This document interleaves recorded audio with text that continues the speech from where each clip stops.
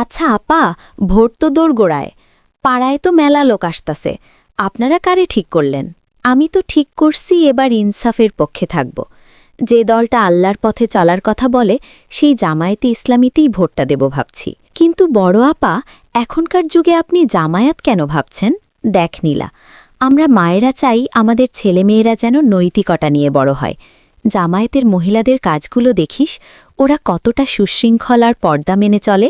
সমাজে শান্তি আনতে হলে দিনী শিক্ষার বিকল্প নাই।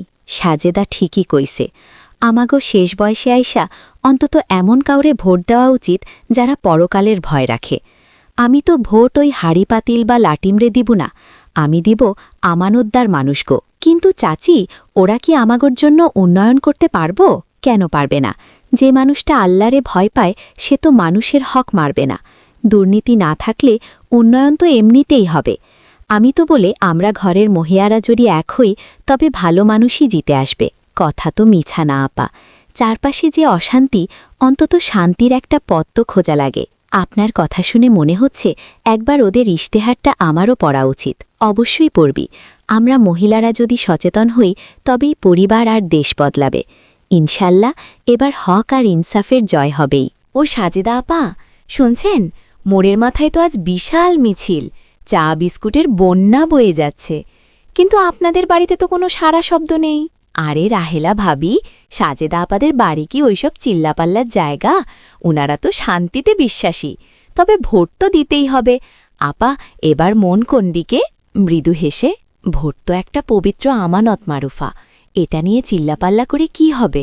আমি তো ভাবছি এবার বাংলাদেশ জামায়াতে ইসলামীকে ভোট দেব। স্মার্টফোনে স্ক্রল করছিল, কথা শুনে চোখ তুলে তাকালো। বড় আম্মু, আপনিও এই যুগে এসে আপনি জামায়াতের কথা ভাবছেন? কেন কেন রে নীলা? জামায়াত বললে কি খুব পুরনো মনে হয়? তুই শিক্ষিত মেয়ে, তুই বল, আমাদের সমাজে এখন কিসের অভাব, টাকা নাকি নৈতিকতার? নৈতিকতা তো অবশ্যই দরকার, কিন্তু রাজনীতিতে প্রগতি আর উন্নয়নেরও তো দরকার আছে। সেই উন্নয়ন দিয়ে আমি কি করব রে মা, যেখানে আমার সন্তান বাইরে গেলে নিরাপদে ফেরার গ্যারান্টি নেই, যেখানে রন্ধ্রে রন্ধ্রে দুর্নীতি? আমি জামায়াতকে পছন্দ করি কারণ ওদের কর্মীদের মধ্যে আমি একটা শৃঙ্খলা দেখেছি। ওরা অন্তত আল্লাহকে ভয় পায়, আর যে আল্লাহকে ভয় পায় সে মানুষের হক নষ্ট করতে 10 বার ভাবে। পানের বাটা সরাতে সরাতে, ঠিক কইছস সাজেদা, আমি তো অনেককাল দেখলাম এই যে মাইনসের বাড়ি বাড়ি গিয়া ভোট ভিক্ষা করে, ভোটের পরে তো চিনেই না, কিন্তু এই জামায়াতের পোলাপানগো দেখছি বিপদে আপদে মানুষের পাশে থাকে, কোনো বিনিময় চায় না। কিন্তু আপা, অনেকে তো অনেক কথা বলে ওদের নামে, ভয় লাগে না? ভয়টা কিসের? শোন মারুফা, মহিলারা কিন্তু একটা দেশের শক্তির মূল উৎস। আমরা যদি ঘরের ভেতর ঠিক থাকি তবে সমাজ ঠিক হবে। জামায়াত মহিলাদের যে সম্মান দেয়, যে পর্দা আর নিরাপত্তার কথা বলে, তা কি অন্য কোথাও আছে?